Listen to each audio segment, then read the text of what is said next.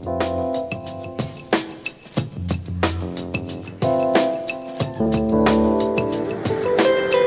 this is Father Stan Fortuna here with Street Talk for Life on the Rock. And I want to break out something that's really intense to you. It's like a big word. It's something that the Holy Father talks about in his awesome encyclical on the Eucharist, paragraphs 19 and 20. He's talking about eschatological tension. And don't be scared by that word. Just be ready for the reality of what it means.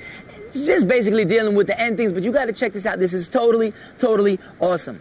He says that this eschatological tension kindled by the Eucharist expresses and reinforces our communion with the Church in heaven. This is an aspect of the Eucharist which merits greater attention. So I hope this helps us to pay attention to this. In celebrating the sacrifice of the Lamb, we are united to the heavenly liturgy and become part of the great multitude which cries out, "Salvation belongs to our God who sits upon the throne and to the Lamb." The Eucharist is truly a glimpse of heaven appearing on earth. Think about the next time you go to church, think about that.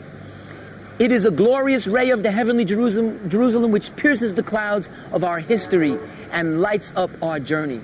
So all the difficulties that we're going through, even right now, the clouds of darkness surrounding our culture, our church, our country, and the world, it's pierced with the light that comes from the heavenly Jerusalem through the Eucharist. And the Holy Father says a significant consequence of this tension inherent in the Eucharist is also the fact that it spurs us on our journey through history and plants seeds of living hope in our daily commitment to the work before us.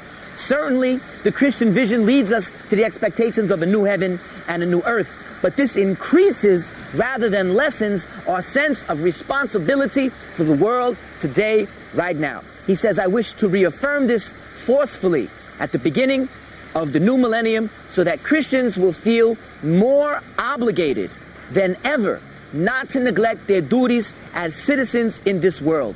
Theirs is the task of contributing with the light of the gospel to build a more human world and a more human world that's fully in harmony with God's plan. How blessed we are to be Catholic.